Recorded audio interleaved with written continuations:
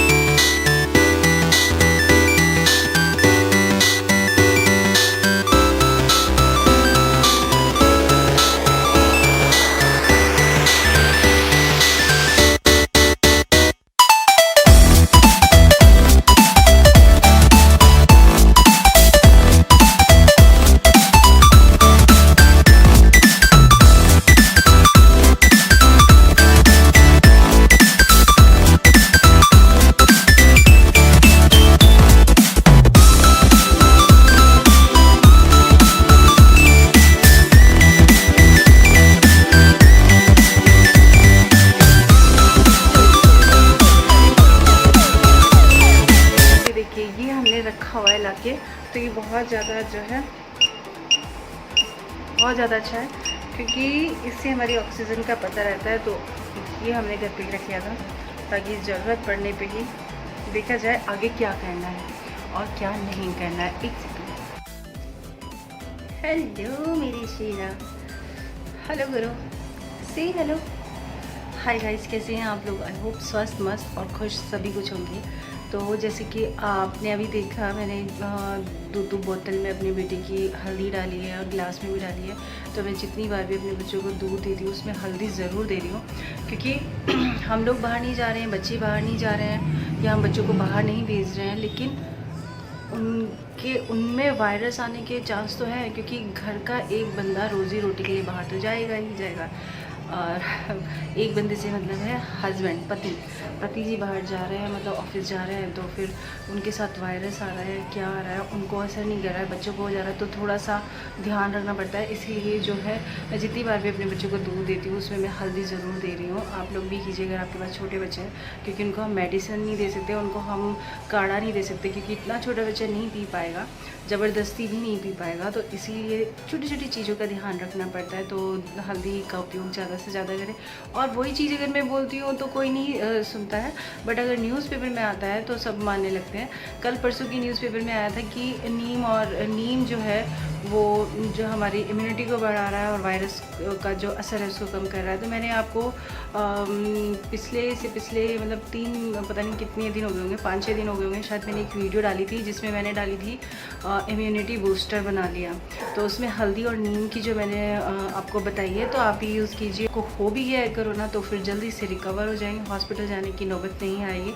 तो ट्राई कीजिए, यूज़ कीजिए और सब कुछ कीजिए। और हाँ, एक काम कीजिएगा कि टीवी से थोड़ा दूर रहिए, मतलब टीवी देखिए पर न्यूज़ मत देखना। न्यूज़ देख के क्या हो रहा है, दिमाग ख़राब हो रहा है, क्या हो रहा है न्यूज़ में, इतने लोग मर रहे हैं, इतने मतलब बुरी हालत है। और वो कोई, मैं ये नहीं कहूँगी कि फेक है, वो रियल में हो रहा है, क्योंकि हम भी अपनी आंखों से हॉस्पिटल में देख के आए हैं। हमारे पास के हॉस्पिटल में इस तरीके की हालत हो रही है कि लोगों को जगह नहीं मिल रही है और वो नीचे बैठे हैं ऑक्सीजन का सिलेंडर लेके। तो वो चीज़ रियल में हो रहा है, लेकिन उससे डरना, उससे पैनिक होना की कोई ज़रूरत नहीं है। क्योंकि अगर हम डरते हैं ना किसी चीज़ को, तो क्या होता है कि हमारी जो रोग प्रतिरोधक शक्ति होती है ना, मतलब इम्यूनिटी जो होती है, उस पर जो है असर पड़ता है। तो इसीलिए डरे नहीं, पैनिक नहीं हो और बिल्कुल परेशान ना हो। ये प्रॉब्लम जब आ ही गई है पूरी दुनिया पे, तो इससे लड़ने के लिए भगवान हमें जो है शक्ति देंगे। तो प्लीज़ पैनिक ना हो, टेंशन ना ले और न्यूज़ से थोड़ा दूर रहे, क्योंकि उसको देख के थोड़ा डर लग रहा है। मेरे साथ भी ऐसे होता है कि मैं न्यूज़ देख रही हूँ तो दिल की धड़कन जो है बहुत ज़्यादा बढ़ जा रही है डर से। लेकिन ऐसा है कि देखो ही नहीं, नेगेटिविटी बिल्कुल नहीं आने दो अपने पास, नेगेटिव सोचो नहीं, नेगेटिव लोगों से बात नहीं करो। और अगर कोई नेगेटिव है तो उसको पॉजिटिव करने की कोशिश कीजिए। जितना पॉजिटिव सोचेंगे, जितना पॉजिटिव करेंगे, जितना पॉजिटिव लोगों के बीच में रहेंगे, उतना आपके लिए भी फ़ायदेमंद है और औरों के लिए भी फ़ायदेमंद। हाँ, ऐसा नहीं कि अगर घर में एक नेगेटिव बंदा है तो आप उससे दूरियां बना लेंगे, जी नहीं, आप उसको भी जो है अपनी जरिए उसको ठीक करने की कोशिश कीजिए।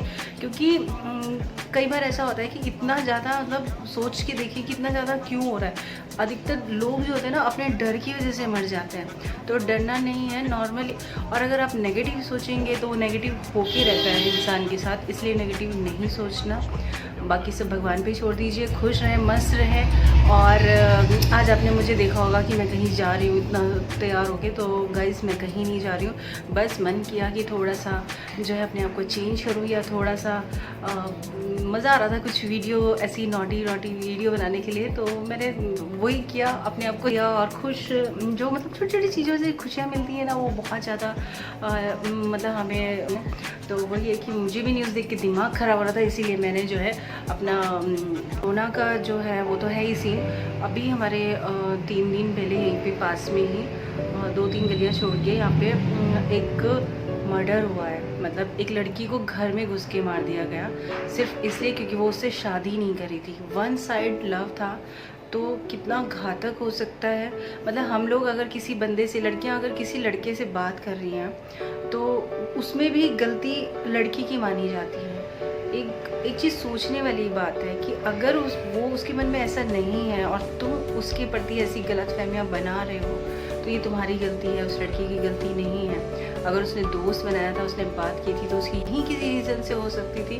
तो इसका ये मतलब नहीं आप किसी की ज़िंदगी ख़त्म कर दो। तो बहुत ज़्यादा मतलब रश हो रहा है, मतलब गाड़ियाँ आ रही हैं, पुलिस की आ रही है, एम्बुलेंस आ रही हैं, और जो है मीडिया वाले आ रहे हैं। तो बहुत मतलब हो जाता है ना कि एक जवान लड़की इस तरीके से किसी का शिकार हो जाए, किसी की गंदी मानसिकता का शिकार हो जाए। तो उसने शादी के लिए उसको ज़बरदस्ती बोला, तो उसने मना कर दिया, उसे नहीं करनी थी, या जो भी था। मैं नहीं कह सकती कि उसकी इतनी बड़ी गलती थी कि आप उसको गले मतलब मारी दो।